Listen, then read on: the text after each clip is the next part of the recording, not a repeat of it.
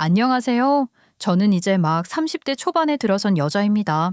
여러분들은 평생을 살면서 잊혀지지 않을 일 한 번쯤은 겪어보신 적이 있으신가요?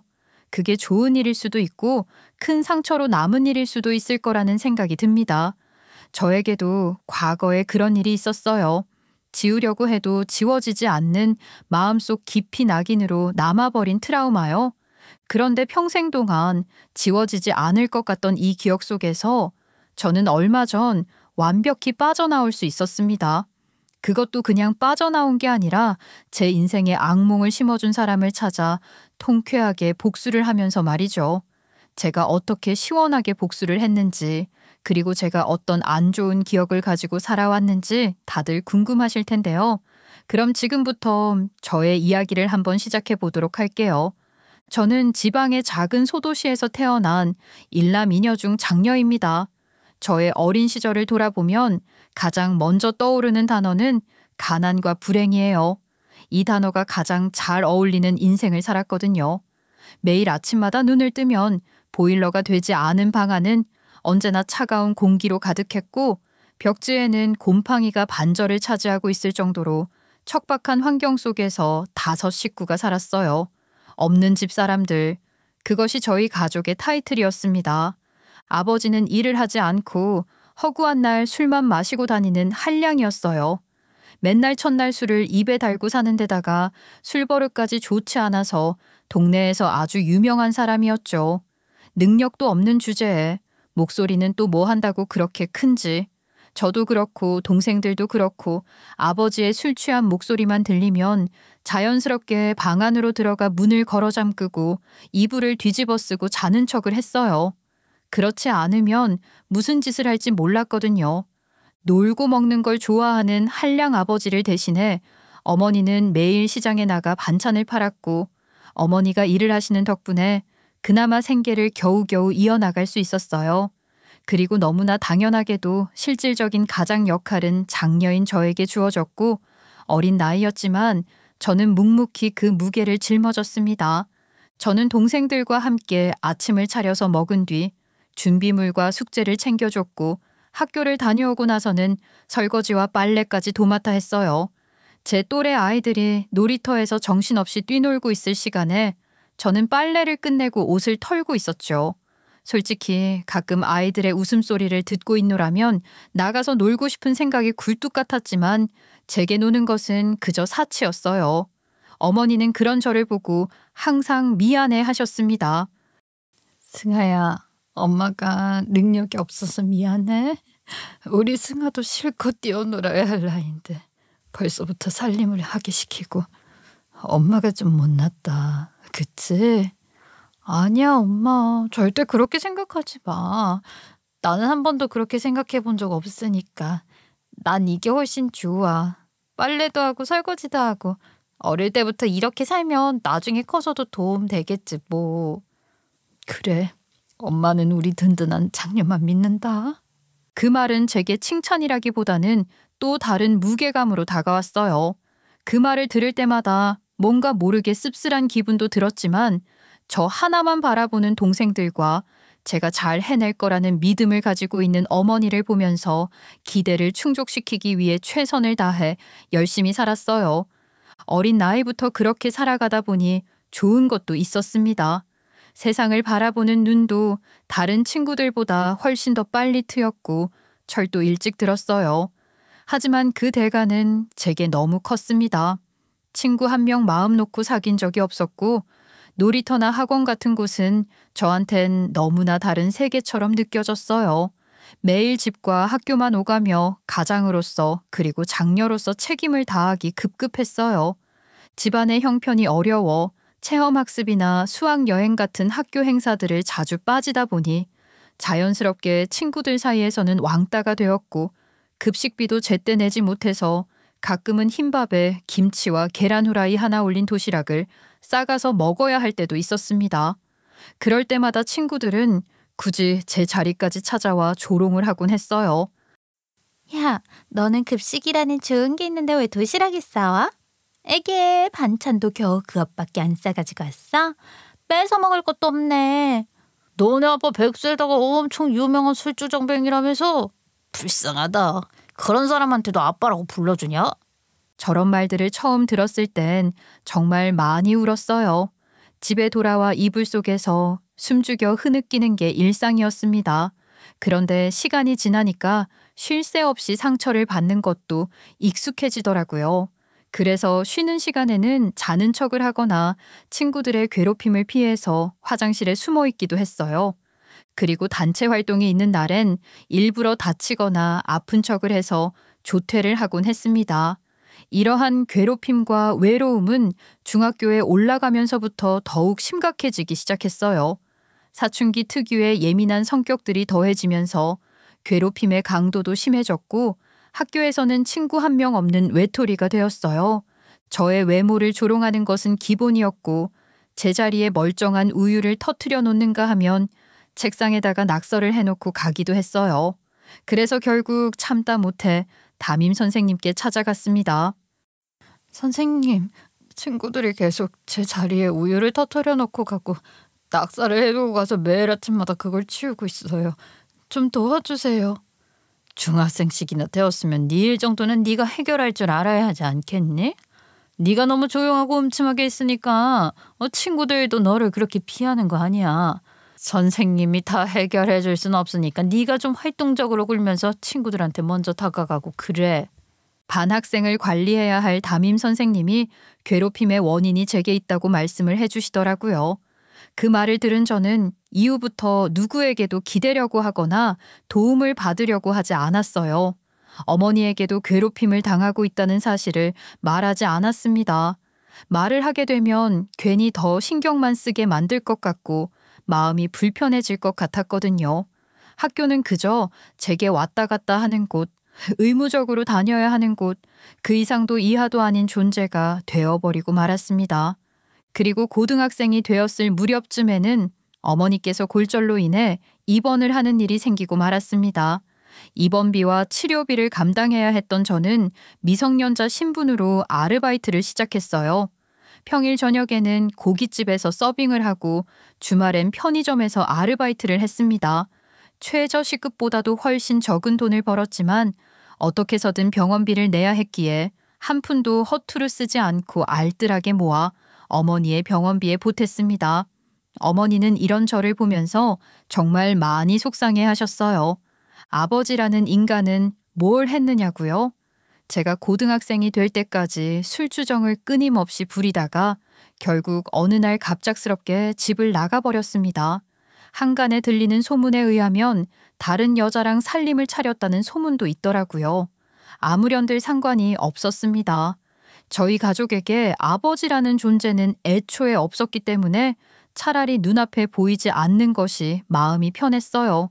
그리고 고등학교 졸업 후엔 대학을 갈 형편이 안 돼서 바로 일을 시작했어요. 낮에는 공장에서 일을 했고 퇴근을 하는 저녁에는 치킨집이나 고깃집에서 아르바이트를 했어요. 먹고 살기 위해서는 투잡을 하는 것은 기본이라 생각했고 하루에 2~3시간 잠을 자곤 했습니다. 그렇게 열심히 일했지만 생활비며 동생들 용돈으로 나가는 돈을 제외하면 순수하게 제 손에 쥐어지는 돈은 10만 원 남짓이었어요. 언니, 우리는 괜찮으니까 이제 제발 돈을 벌면 언니를 위해서 좀 써. 뼈 빠지게 일해서 돈도 마음대로 못 쓰고 이게 대체 뭐야. 그래 누나. 나는 누나가 이렇게 자기 삶도 못 누리고 고생만 하는 거 보면 마음이 무너져 내리는 것 같아. 아, 얘들아, 나는 괜찮아. 나한테는 너희가 더 중요하니까. 나는 쓸 거 다 쓰면서 살아. 그러니까 걱정하지 마. 저의 청춘은 마치 전쟁 같았어요. 늘 누군가에게 쫓기는 것처럼 바쁘게 살았고 슬프거나 기쁜 감정조차 제게는 사치처럼 느껴졌어요. 기쁜 일도 슬픈 일도 하나하나 감정을 느끼며 곱씹을 여유조차 없었죠. 그렇게 치열하디 치열한 인생을 살아오던 저는 25이 된 그 해의 연말에 남편을 만나게 됐습니다. 남편을 처음 만난 그날은 특히 힘든 날이었어요. 밤새도록 비가 내렸고 하루 종일 손님도 없었지만 그동안 쌓아온 피로가 한계에 다다랐기에 잠깐이라도 눈을 붙이기 위해서 카운터에 엎드렸습니다. 그렇게 얼마간의 시간을 졸았을까. 누군가 툭툭 치는 소리에 눈을 뜨니 매일같이 편의점에 오던 단골 손님이 눈앞에 서 있더라고요. 그 사람이 바로 남편이었습니다. 죄송해요. 깜빡 잠이 드는 바람에 뭐 드릴까요? 이거 주려고 왔어요. 이거 한 병 마시면 피로가 한 방에 확 풀리더라고. 괜찮은 거 맞아요? 얼굴이 너무 많이 상한 것 같은데. 괜찮냐는 말을 그때 태어나서 처음 들어본 것 같습니다. 생각보다 그 말이 가진 힘이 엄청나서 저는 결국 소리를 내어 펑펑 울어버리고 말았어요. 처음으로 그렇게 목소리를 내어서 울었는데 남편은 자리도 떠나지 않고 우는 저의 옆을 지켜줬습니다. 그날 이후 남편은 제가 일하는 편의점으로 찾아와 제게 자주 말을 걸어줬고 조금씩 마음을 나누게 됐어요. 무려 6살 차이가 나던 남편은 저의 이야기를 모두 들어줬어요.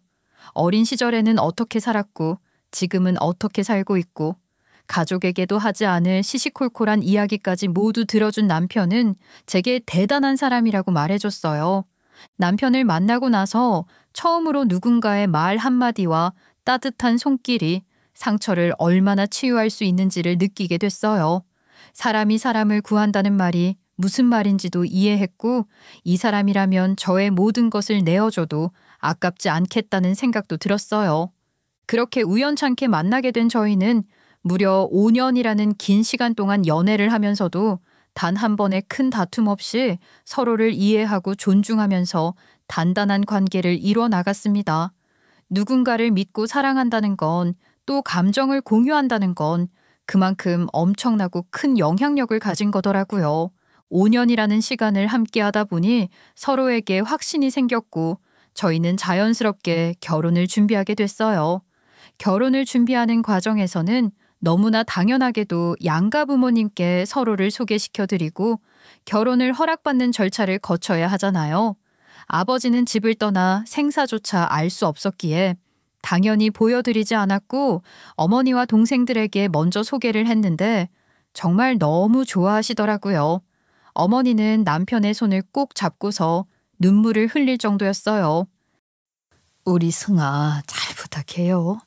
엄마가 잘 해준 것도 하나 없는데 이렇게 잘 커가지고 듬직한 남편도 데리고 오고 아유 미안해요.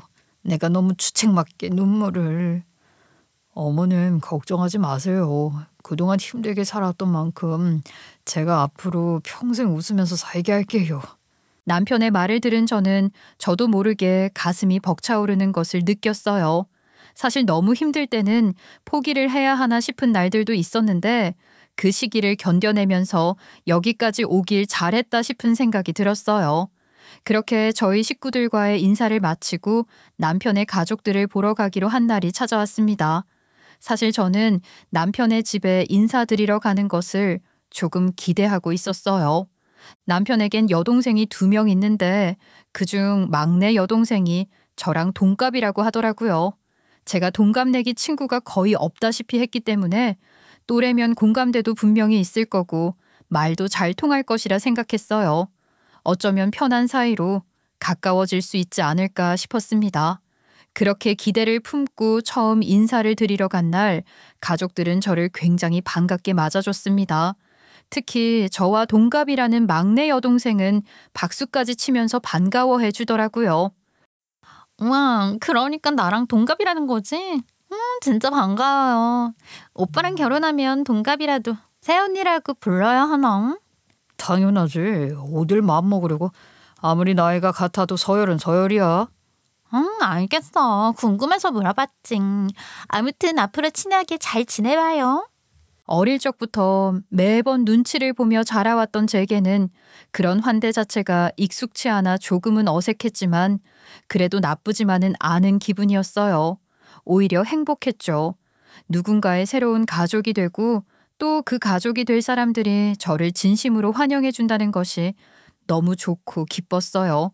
그래서 앞으로도 계속될 이 따뜻함에 천천히 적응을 해보기로 마음을 먹었답니다. 그렇게 무탈이 양가의 인사를 마치고 상견례까지 끝낸 저희는 부를 하객이 그렇게 많지 않아 작고 조용하게 스몰 웨딩으로 결혼식을 치르기로 했어요. 결혼식 비용을 아낀 덕분에 신혼집도 크게 대출을 받지 않고 구할 수 있었으며 신혼여행도 나름 예산을 넉넉하게 짜서 여유롭게 다녀올 수 있었어요. 그런데 가족들 모두 저희더러 현명하다며 칭찬을 해주셨는데 딱 하나 막내 신우가 계속 저희의 결혼식을 언급하면서 뭔가 아쉽다는 듯이 이야기를 하더라고요.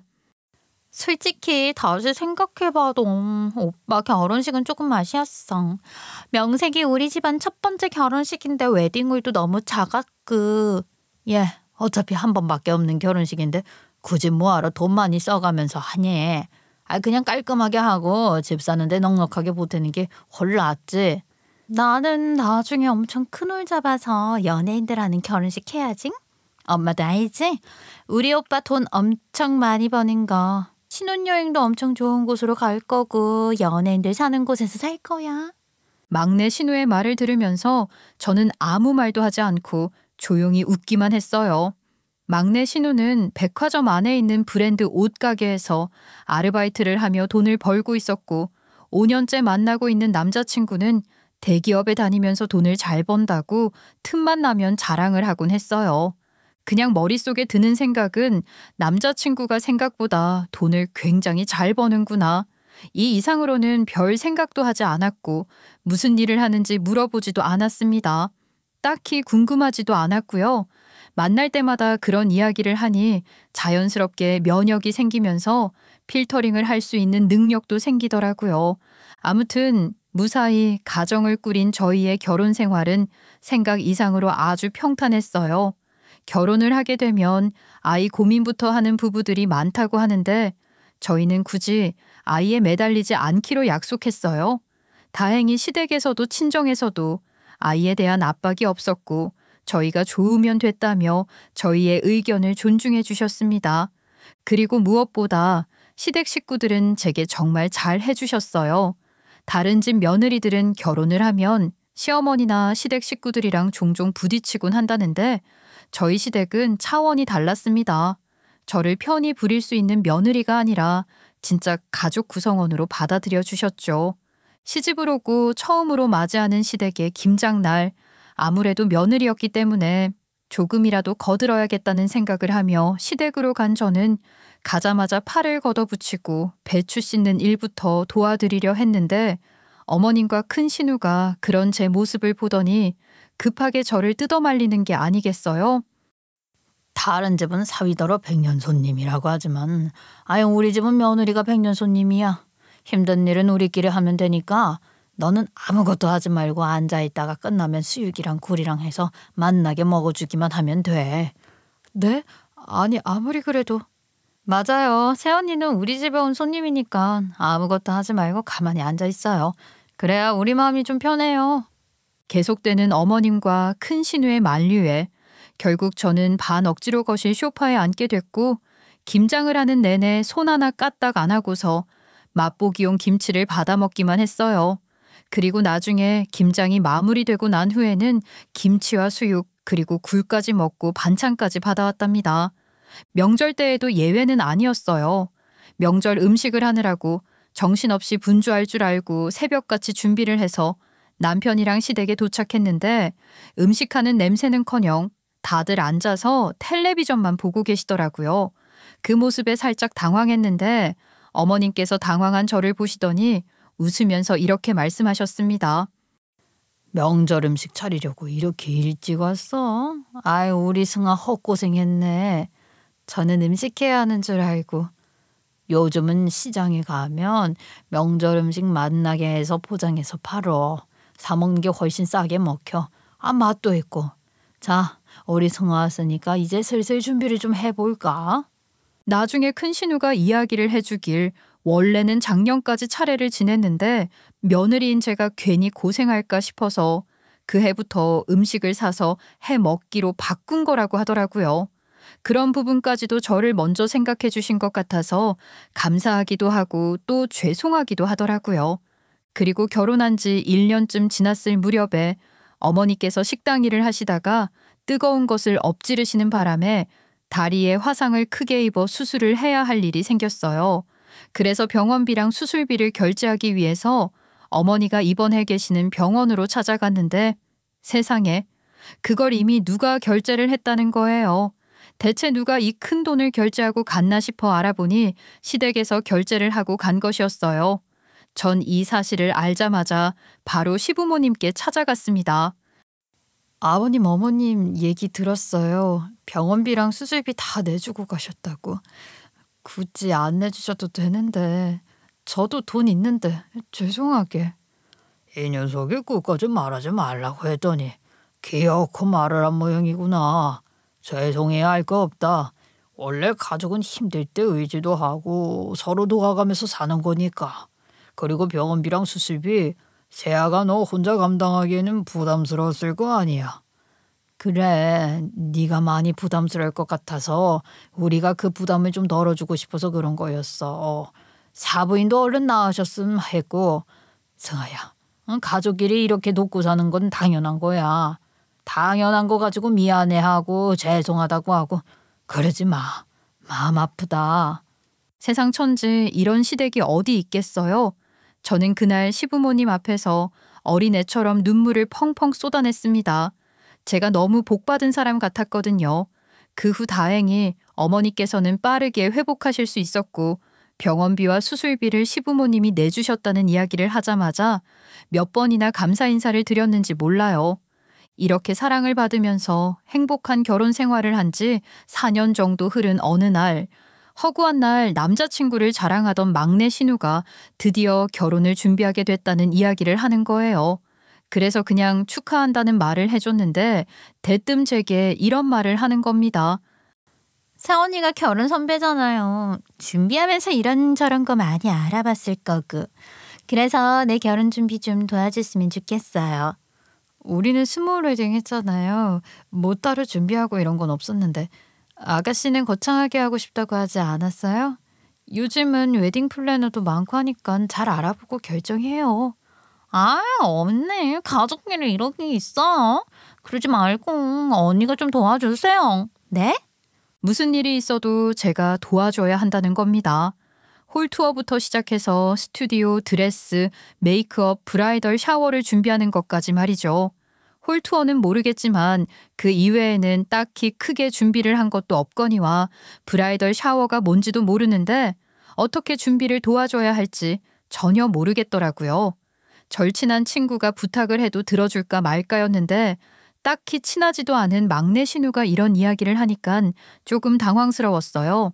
하지만 시부모님께서 제게 해주신 것을 생각하면 막내 신우의 부탁을 거절하기도 좀 그런 거예요. 게다가 어머님과 남편도 제게 부탁을 하더라고요. 아가, 우리 미진이가 너무너무 순진하고 아직 세상 물정을 잘 몰라. 워낙에 팔랑귀이기도 하니까 네가 옆에서 잘 잡아주면서 좀 도와줘라. 너는 미진이랑은 다르게 완전히 똑부러지잖니. 맞아, 쟤는 내 동생이긴 하지만 지켜보는 내 입장에선 너무 불안불안하다니까. 여보는 똑부러진 사람이니까 잘할 수 있을 것 같아. 시댁 식구들이 이렇게까지 부탁을 했기에 저는 결국 거절을 하지 못하고 막내 신우의 제안을 받아들였어요. 아주 많이는 도움을 못 주더라도 웨딩 플래너의 연락처나 신혼여행 장소, 웨딩홀 투어 정보 같은 건 전해주자 싶었죠. 그렇게 그날부터 적당히 정보를 찾아보고 괜찮은 곳만 골라서 공유를 해주니 막내 신우도 시부모님도 남편도 다들 제게 고맙다고 했습니다. 그런데 결혼 준비를 돕던 중 예상조차 하지 못했던 일이 저희 가족에게 찾아와 버렸어요. 바로 막내 신우가 결혼을 준비하던 중 전세 사기를 당해버린 것이었습니다. 전세 사기가 한국에 만연하다는 것은 알고 있었지만 그게 정말 우리 가족의 일이 될 거라는 건 생각도 못했거든요. 다른 건 몰라도 집을 구하는 것만큼은 자기가 알아서 하겠다고 하길래 놔뒀는데 이런 사단이 벌어질 줄 상상도 하지 못했어요. 그런데 사기를 당한 건 둘째치고 피해 금액이 생각보다 훨씬 컸다는 것이었어요. 몇 천만 원 단위가 아니라 억 단위였던 데다가 신혼집 마련을 위해 모아놓은 전 재산이 통째로 날아가 버린 상황이었어요. 젊은 사람들이 가장 많이 당하는 전세 사기였던 데다가 사기당한 것을 입증해도 비용을 돌려받지 못하는 경우가 99.9%였기에 상황은 더욱 절망적이었습니다. 시댁 식구들은 막내 신우가 날려먹은 전세 자금을 메꿀 정도로 돈을 가지고 있지 않았으며 예비 남편 될 사람에게는 말도 꺼내지 못한 것 같았어요. 아니, 이렇게 울고만 있을 게 아니라 우선 남편 될 사람한테 말을 해야 하는 게 맞는 거 아니에요? 경찰에 신고는 했어요? 전세 사기 당했다고? 언니, 저 그 사람한테 말 못해요. 그 사람은 제가 똑똑한 사람인 줄 안단 말이에요. 이렇게 허무하게 전세 사기 당한 걸 알면 저한테 헤어지자고 할지도 몰라요. 진짜 어떡해요? 저 진짜 그 돈 돌려받아야 하는데. 물론 겉으로 따지고 보면 안타까운 상황은 맞았어요. 적은 돈도 아니었고 그 돈이 하루아침에 공중분해 되게 생겼으니 당연히 억장이 무너지는 상황이었죠. 하지만 한편으로는 답답하기도 했습니다. 차라리 솔직하게 털어놓고 함께 문제를 해결해 나가려고 하는 게 훨씬 낫지 않을까 싶었거든요. 어떻게 보면 이건 막내 신우 본인의 판단 미스였는데 계속해서 감정적으로 호소만 하고 있는 게 좀 답답해 보였어요. 운다고 달라지는 것도 아니었으니까요. 그런데 막내 신우가 갑자기 제 손을 덥석 잡더니 대뜸 이런 말을 꺼내는 겁니다. 언니, 정말 죄송한데요. 혹시 저한테 돈 좀 빌려주실 수 있어요? 갑자기 돈을 빌려달라고요?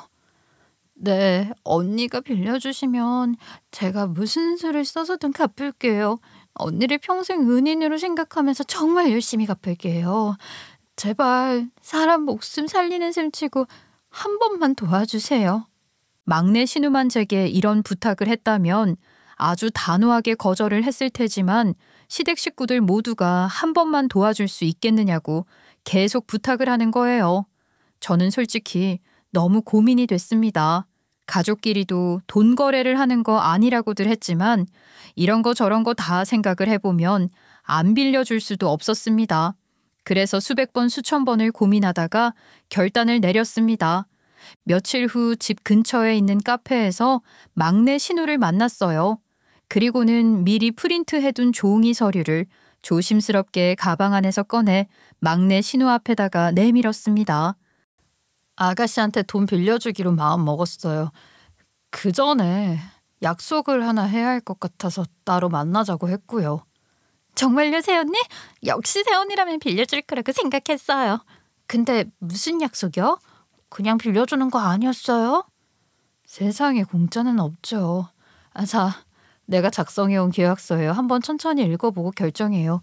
돈을 빌릴지 말지요. 계약서에는 구체적인 조항들이 명시되어 있었어요.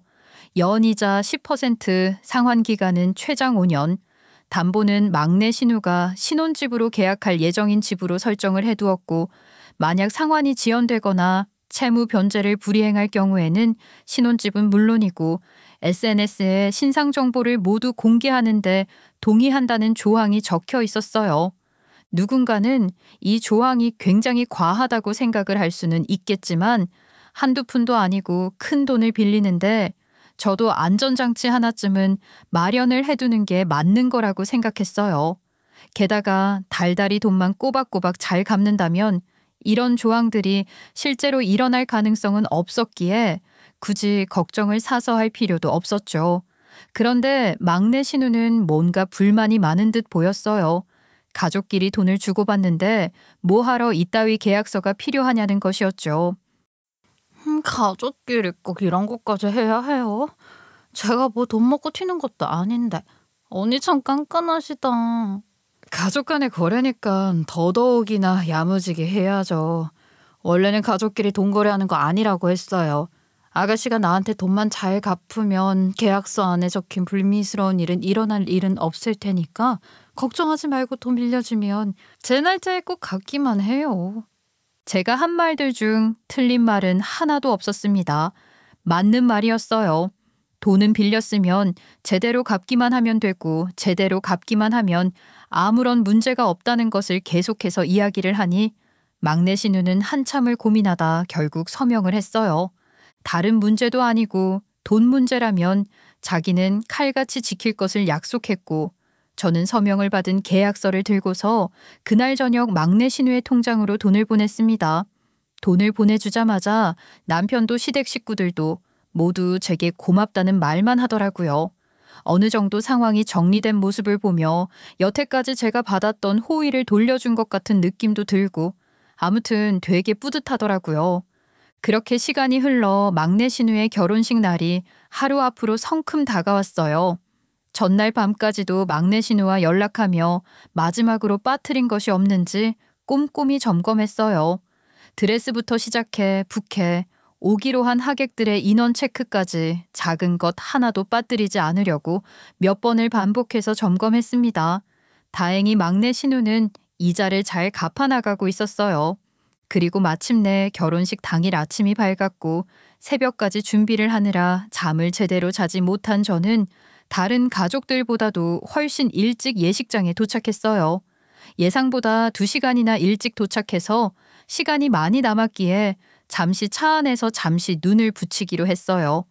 예식 시간 30분 전으로 알람을 맞춰두고 시트를 젖힌 채 천천히 눈을 감고 잠에 빠져들었습니다. 그렇게 얼마나 잠에 들었을까 바깥에서 누군가 시끄럽게 통화를 하고 있는 소리를 듣고 잠에서 깨어났어요. 대체 누가 이렇게 통화를 하는가 싶어서 바깥을 보니 통화를 하고 있는 사람은 다름 아닌 남편이었어요. 언제 왔지 싶어서 차에서 내리려고 하는데 남편의 통화 내용이 심상치 않은 것 같았어요. 그래서 차에서 내리지 않고 조용히 통화 내용에 집중했습니다. 그렇다니까. 우리 와이프가 대출까지 받아서 동생 집 다 해줬대도. 원래 집은 어떻게 됐냐고? 애초에 집을 계약한 적이 없는데 뭔 소리야. 전세 사기 당한 거 다 거짓말이라니까. 남편이 지금 무슨 이야기를 하고 있는지 이해를 하지 못했어요. 듣고도 알아먹질 못하겠더라고요. 전세 사기를 당한 것이 다 거짓말이라니? 그 말을 듣자마자 머릿속에 생각할 수 있는 회로들이 모조리 작동을 멈춰버린 것 같았어요. 그래서 무슨 내용인지 자세히 듣기 위해 더욱 더 집중해서 남편의 대화 소리에 귀를 기울였어요. 그런데 그 내용들은 모두 저를 험담하는 내용들이었습니다. 어릴 때 제가 어떤 가정 환경에서 살았고 제 성격은 모자라 보일 정도로 순진했으며 말만 하면 뭐든지 해준다. 지갑도 아낌없이 잘 연다. 말 몇 마디 하면 바로 넘어온다. 이런 식으로 저를 조롱하고 있더군요. 게다가 마지막 말이 정말 가관이었습니다. 와이프 명의로 대출받은 그 돈으로 그냥 나중에 가족들끼리 해외여행이나 한번 거하게 다녀올까 싶어. 집은 어차피 처남이 해오기로 했어가지고 꽁돈 생긴 거지 뭐. 이왕 일도 이렇게 됐겠다. 결혼식만 마무리되면 이혼해야지. 단물 빨아먹을 만큼 빨아먹었으니까. 그러니까 막내 신우가 전세 사기를 당했다며 난리를 친 것부터 대출을 받아달라고 한 것까지 모든 상황이 다 거짓말이라는 거였어요. 더 나아가서는 여태까지 제게 잘해줬던 시댁 식구들의 모든 부분들이 다 연극이었다는 거였죠. 사람이 충격을 먹으면 화도 안 난다는 말을 그때 처음으로 겪어본 것 같아요. 그리고 어느 정도 머릿속에서 상황이 정리가 되니 주체할 수 없을 정도로 화가 나더군요. 속일 것이 따로 있지 돈 가지고 사람을 속여서 대출까지 받게 만들다니. 이 상황 자체를 도무지 용서할 수가 없었던 저는 남편이 시야에서 사라지고 나서야 차에서 내렸어요. 그리고 오늘의 결혼식을 세상에서 둘도 없는 막장 결혼식으로 만들어버리겠다고 다짐하며 식장 안으로 들어갔습니다. 식장 안으로 들어간 저는 수많은 하객들과 엄청난 사이즈의 웨딩홀을 보고 조금 놀랐습니다. 결혼식장은 남편 될 사람이 예약을 했다고 들었는데 정말 돈이 많긴 한가 보더라고요. 시댁 식구들은 손님들을 맞이하느라고 정신이 없었고 남편은 자신의 지인들과 인사를 나누며 축의금을 챙기고 있었어요.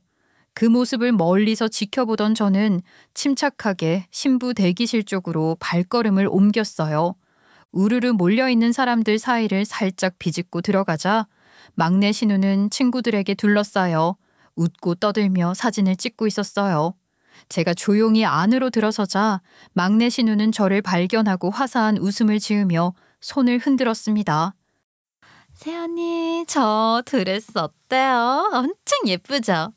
그래요, 아가씨. 참 잘 어울리네요. 오늘 아가씨 결혼하는 날이라서 제가 특별한 선물을 하나 준비했어요. 선물이요? 무슨 선물이요? 저 그런 거 안 줘도 되는데. 기대하고 있어요. 아가씨가 여태까지 받아보지 못한 엄청나게 의미 있고 기억에 남는 선물이 될 테니깐. 막내 신우는 어리둥절한 표정으로 저를 바라봤고 저는 그 모습을 바라보고 한 번 싱긋 웃어준 다음 조용히 대기실을 빠져나왔어요. 그리고 얼마 지나지 않아 본식이 시작됐습니다. 결혼식 영상부터 시작해서 화촉점화 축사 등 순서가 차례로 진행되었어요. 사람들은 저마다 축하를 해주면서 박수를 치기도 했고 눈물을 훔치기도 했고 야르르 웃기도 했습니다. 행복이 차고 넘치는 곳에서 저 혼자만 무표정으로 결혼식을 지켜보고 있었어요. 그 누구도 생각하지 못했을 겁니다. 앞으로 몇 분 뒤 무슨 일이 일어날지에 대해서. 그렇게 식이 진행되었고 신부의 친구가 축사를 한 뒤 사회자가 다시 마이크를 잡았습니다. 자, 특별 축사가 하나 더 준비되어 있습니다. 신부의 재언니 되시는 분께서 신부님께 전하고 싶은 이야기가 있다고 하시네요. 이게 무슨 소리야? 깜짝 축사라니. 당신 축사 준비했었어? 신부 재언니분 얼른 나와주세요. 하객 여러분들께서는 큰 박수로 맞아주시길 바랍니다. 하객들이 깜짝 놀라 수군거리다가 이내 박수를 쳐줬고 저는 떨리는 마음을 애써 가라앉히며 자리로 나갔어요. 막내 신우도 전혀 예상하지 못한 듯 깜짝 놀란 눈으로 저를 바라보고 있었고 막내 신우의 남편 될 사람도 멀뚱멀뚱 저를 바라보고 있었습니다. 전 떨리는 손으로 마이크를 잡고 천천히 입을 열었어요. 안녕. 나의 신우이자 중학교 동창인 진아야. 난 너를 뒤늦게서야 누군지 알아봤는데 너는 나를 끝까지 알아보지 못하는 것 같더라. 뭐? 중학교 동창? 중학교 동창이라는 말이 나오자마자 막내 신우의 표정은 급격하게 굳어버렸습니다. 굳다 못해 종이장처럼 얼굴이 하얗게 질려버리더군요. 사실 저와 막내 신우는 중학교 동창이었습니다. 평범한 중학교 동창이 아닌 중학생 때 저를 따돌렸던 아이들 중에서도 가장 악랄하게 절 괴롭히던 아이였어요. 진작에 알아보지 못했던 이유는 막내 신우의 모습이 그때와는 너무나도 달라져 있었거든요. 이름도 개명을 하고 그때의 얼굴이 조금도 남아있지 않았기에 알아볼 수가 없었죠. 게다가 제가 중간에 전학을 가버리는 바람에 더더욱이나 알아보는데 시간이 걸렸습니다. 하지만 그 말 있잖아요. 가해자는 잊어버려도 피해자는 기억을 할 수밖에 없다는 말. 흐릿한 기억 속에서도 절 괴롭혔던 그 아이의 얼굴만큼은 아주 선명하게 떠올랐습니다. 모든 사실을 알고 나서도 제가 폭로를 하거나 화를 내고 뒤집어 엎어버리지 않았던 이유는 시댁 식구들이 제게 잘 해줬기 때문에 이 관계를 억지로 망치고 싶지 않아서였어요. 지난 날은 지난 날이다 싶기도 했고 이미 세월이 너무 많이 흘러가 버렸기 때문에 미련하게 그때의 기억을 붙잡고서 따지고 싶지도 않았던지라 입을 다물고 살았던 거였어요. 하지만 이제는 입을 다물어줄 이유가 없었습니다.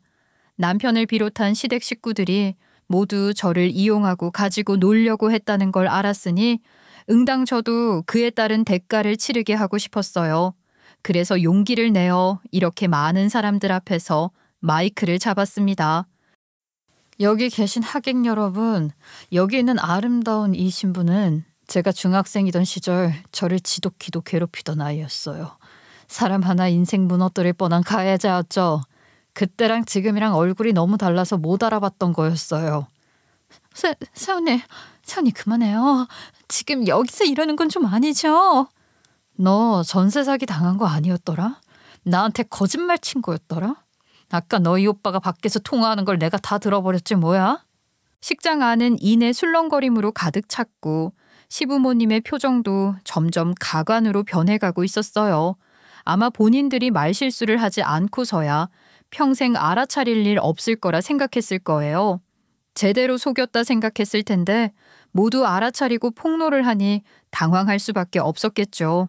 제가 마이크를 내려놓을 생각이 없자 결국 남편이 뛰쳐나와서 제 손에 들려있는 마이크를 뺏으려고 했지만 저는 순순히 뺏기지 않았습니다. 여자가 한을 품으면 온유월에도 서리가 내린다는 말이 있잖아요. 그때 제 상태가 그랬습니다.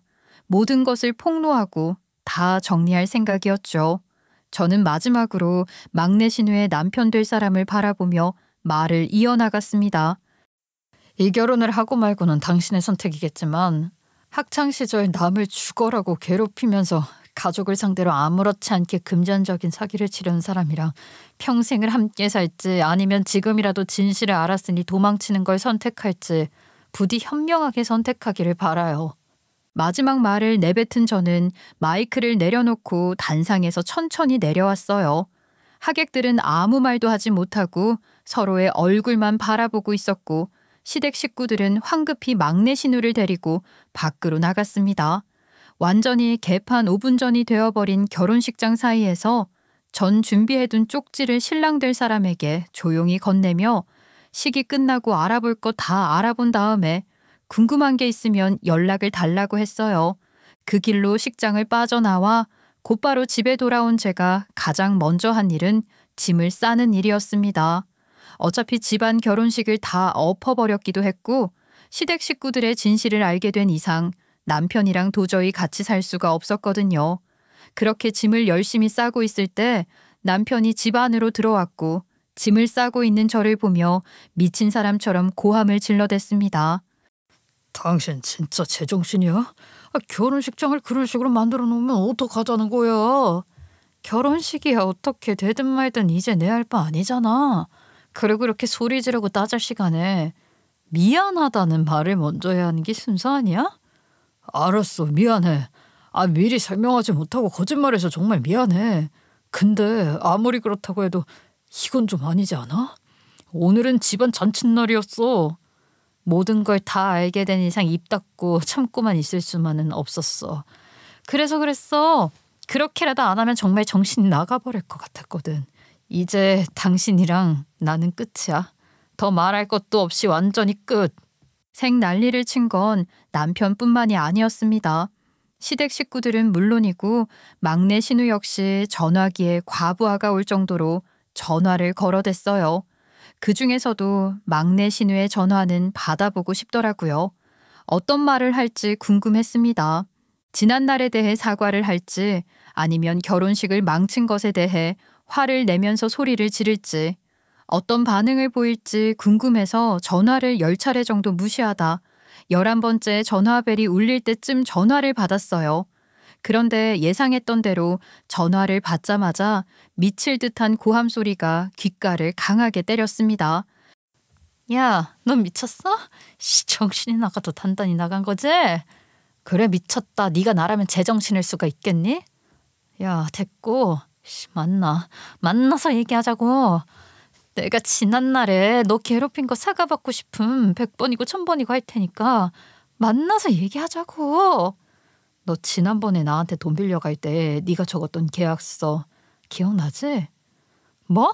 아이씨 뭘 말하는 거야? 그것도 벌써 까먹었나 보네. 까마귀 고기를 잡아드셨나.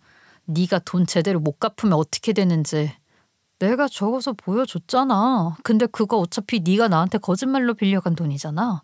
사기꾼을 내가 보호해줘야 할 필요가 있을까 싶어서. 무슨 소리야 그게? 너 지금 SNS 엄청 활발하게 하고 있잖아 진아야. 요즘같이 학폭에 민감한 시대에 네가 신분 세탁을 하고 이렇게 아무렇지 않은 척 잘 지내고 있다는 걸 사람들에게 알리면 어떤 반응을 보일까? 야, 너무너무 기대된다. 아니, 야 잠깐. 너 지금 무슨 생각을... 남은 금액은 한꺼번에 입금하는 게 좋을 거야. 입금한다고 해도 내 마음이 편하지는 않겠지만 SNS 꼭 집중해서 보고 있기를 바라. 제가 이렇게 이야기를 하니까 괜히 겁이 난 건지 몇 시간 뒤 남은 돈이 모두 통장으로 들어왔어요. 돈을 다 안 쓰고 있었던 건지 아니면 급하게 대출을 받은 건지는 알 수 없었습니다. 하지만 제게 미안한 마음보다는 사회적인 시선을 더욱 신경 쓰고 있었다는 반증이었기에 돈을 모두 돌려받았음에도 씁쓸한 기분은 지울 수가 없었어요. 그래서 저는 마지막으로 막내 신우가 일하고 있는 브랜드의 공식 홈페이지에 들어가 고객센터에 익명으로 민원을 하나 남겼습니다. 막내 신우의 과거 행적부터 시작해서 피해자였던 제가 겪었던 일들, 그리고 최근 벌어진 일까지 세세하게 정리해 그런 사람을 고용하여 직원으로 쓰면 나중에 브랜드 이미지에 얼마나 타격이 갈 수 있는지에 대해 글을 써서 게시했습니다. 그리고 몇 시간이 지나지 않아 브랜드 고객관리팀에서 답변이 도착한 것을 확인할 수 있었어요. 내부적으로 해당 직원의 상황을 심각하게 받아들였으며 해당 지점의 사실관계를 확인한 후 그 직원에 대해서는 해고 처리를 하겠다는 답변이었습니다. 그 답변을 받고 나서야 저는 마음을 놓을 수 있었어요. 지난날 홀로 가지고 있었던 마음의 무게들이 확 덜어지는 기분이었다고나 할까요? 그리고 그 일이 있은 후로부터 사흘쯤 지난 어느 날 저녁 모르는 번호로부터 전화가 걸려왔어요. 제게 전화를 걸어온 사람은 그날 결혼식장에서 번호를 건네줬던 막내 신우의 예비 남편이었어요. 그분은 굉장히 정중한 말투로 저에게 잠깐 시간을 내줄 수 있겠냐고 물어봤고 저는 고민하지 않고 만나겠다고 대답했습니다. 그리고 저희는 근처에 있는 카페에서 만나기로 약속을 잡았어요. 그리고 카페에서 만난 그 사람은 제게 고맙다는 이야기부터 먼저 꺼내며 3일 동안 있었던 일들을 모두 이야기하기 시작했어요. 그날 결혼식장에서 하시는 말을 듣고 솔직히 처음에는 믿지 않았어요. 여태까지 저한테 보여줬던 모습들이 있었으니까요. 그래도 뭔가 이상한 기분이 들었고 계속 마음에 걸려서 결국 직접 확인해 봤어요. 생활기록부를 포함해서 가능한 자료들을 다 확인했는데 정말이더라고요. 징계 기록까지 남아있다는 걸 보니까 맥이 탁 풀리는 거 있죠. 마주하기 싫은 진실들을 마주하셨네요. 사랑하는 사람의 실체를 알게 만든 제가 혹시 원망스러우신가요? 아니요, 전혀요. 솔직히 말해서 그날 그 자리에서 용기를 내지 않으셨더라면 저는 평생 그 사람이 그런 사람인지도 모른 채로 살아갔을 거예요. 진실을 알게 해주셔서 진심으로 감사합니다. 그리고 그동안 많이 힘드셨을 것 같아요. 그 고통이 얼마나 아픈 건지 방송을 통해서 정말 많이 접했었거든요. 고생 많으셨어요. 이젠 정말 행복하셨으면 좋겠네요. 솔직히 말하면 저를 원망한다고 해도 할 말이 없었습니다. 멀쩡한 남의 결혼식을 엎어버린 것도 모자라서 자신이 사랑하는 여자의 과거를 알게 해줬으니까요. 그런데 이분은 저를 원망하지 않았고 되려 제가 겪어왔을 지난날의 아픔에 대해 위로하며 공감을 해주고 저의 행복을 빌어주더라고요. 저 또한 그분의 행복을 진심으로 빌면서 진심으로 좋은 사람을 만나 행복하기를 바래줬어요. 그리고 모든 진실이 밝혀졌으니 남편과도 이혼을 해야 했습니다. 더러운 실체를 알고 난 뒤에도 이를 감싸고 살면 제가 정말 한심한 사람이 되는 거잖아요. 그런데 이혼하는 것도 쉽지만은 않았습니다. 남편이 온갖 모독을 하면서 저랑 이혼을 못 해주겠다고 버텼거든요. 네가 나 없이 잘 살 수 있을 것 같아? 솔직히 네가 나한테 이혼을 하자고 하는 거면 여태까지 우리 식구들이 잘해준 거 은혜를 원수로 갚아나가는 거야. 시양심이라는 게 있어야지. 그 잘해준 것도 다 쇼였잖아. 그동안 마음 없이 껍데기만 잘해준다고 애쓰느라고 참 힘들었겠네. 역겨운 인간들 같으니라고. 제일 한심한 유형의 사람이 뭔 줄 아냐? 지난 과거에서 벗어나지 못하고 빙빙 맴도는 사람이야. 얼마나 찌질하고 한심했으면 내 동생도 너를 괴롭혔겠냐? 나는 찌질하고 한심한 과거를 가지고 있는 사람이니까 이만 갈라서 자는 거야. 그런 사람이랑 한 지붕 한 아래에서 살맛대고 살 필요는 없잖아? 난 이미 마음 단단히 먹었고 되돌릴 생각 없으니까 이혼 서류에 도장 안 찍어주기만 해봐. 내가 어떤 식으로 미쳐서 날뛰는지 아주 똑똑히 보여줄 셈이니까. 저의 말 한마디에 결국 남편은 더 이상 매달리지 않고 이혼 서류에 조용히 도장을 찍어줬어요. 그리고 저는 바로 친정집으로 내려와서 새로운 직장도 구했고 가족들과 함께 평범한 하루를 살아갔습니다. 어머니도 동생들도 모두 저의 이혼을 흠잡지 않고 고생했다는 말만 조용히 해줬어요. 그리고는 아무 일도 없었다는 듯 지내줘서 고마웠어요. 하지만 말이 조용히 도장을 찍었다지 이혼을 하고 난 후 친정집에 내려와서 사는 동안 한 달 가까이 집에 내려와서 초인종을 누르며 행패를 부리곤 했어요. 밤늦게까지 집 앞에서 기다리기도 했고 술을 마시고 고성방가를 저지르기도 하면서 잘못했다고 한 번만 용서해달라고 문을 미친 듯이 두들기기도 했습니다. 진짜 질려버릴 정도였죠. 결국 남동생이 나서서 으름장을 놓으니 꼬리를 쏙 말고서 도망을 쳐버리더라고요. 남동생이 덩치가 좀 있는 편이었거든요. 강약 약강이라고 자기보다 세 보이니 꽁지 빠져라 도망을 친 것 같았어요. 저런 찌질한 인간이랑 결혼을 했다니 제 스스로가 한심해질 지경이었습니다. 그렇게 도망을 친 이후에는 어디서 뭘 하고 사는지 소식조차 들을 수 없었어요. 전 신우 역시 모든 일이 터지고 나서 남은 돈을 제게 모두 갚은 후 제게 지독실이도 연락을 해왔습니다. 직장에서 해고를 당했다는 말부터 시작해서 자기가 정말 뼈저리게 반성을 하고 있으니까 남자친구에게 오해라고 설명해 달라며 한 번만 만나서 이야기할 수 없겠냐고 얼굴을 보고 사과를 하고 싶다면서 아주 사정사정을 하더라고요. 자기 있잖아. 지난날의 실수는 다시 한번 내가 진심으로 사과할게. 그때 나도 너무 어렸고 사리분별도 제대로 안 됐던 것 같아. 각자 어린 시절을 떠올려보면 이런 실수 하나쯤은 한 적 있을걸? 그니까 나 좀 용서해줘. 야, 내가 이렇게 빌잖아. 응? 뭘 착각하는 모양인데 용서는 피해자가 하는 거지 가해자가 하라고 해서 하는 게 아니야. 그리고 나는 네가 철없이 저지른 짓으로 인해서 오랜 시간, 아주 오랜 시간 동안 고통 속에서 살아왔어. 하긴 네가 그 고통을 10분의 1이라도 알면 나한테 이렇게 못하지. 아니, 안 하지. 너 정말 너무한다? 솔직히 넌 진짜 나 용서해줘야 해. 너 때문에 내 인생이 어떻게 됐는지 알아? 진짜 말도 못할 정도로 망가져버렸어. 뭐 어떻게 망가졌는지 말해볼래? 일단 우리 옷가게 공식 홈페이지에 민원 남겨서 나 자르라고 한 사람 너지? 너 덕분에 나 잘 다니던 직장도 해고당하고 다른 곳에 취업을 하려고 해도 그 바닥에 소문 다 퍼져서 지금 취업도 못하게 생겼다고. 솔직히 시간이 이렇게 지났음 용서해줄 법도 하잖아. 내가 무슨 연예인도 아니고.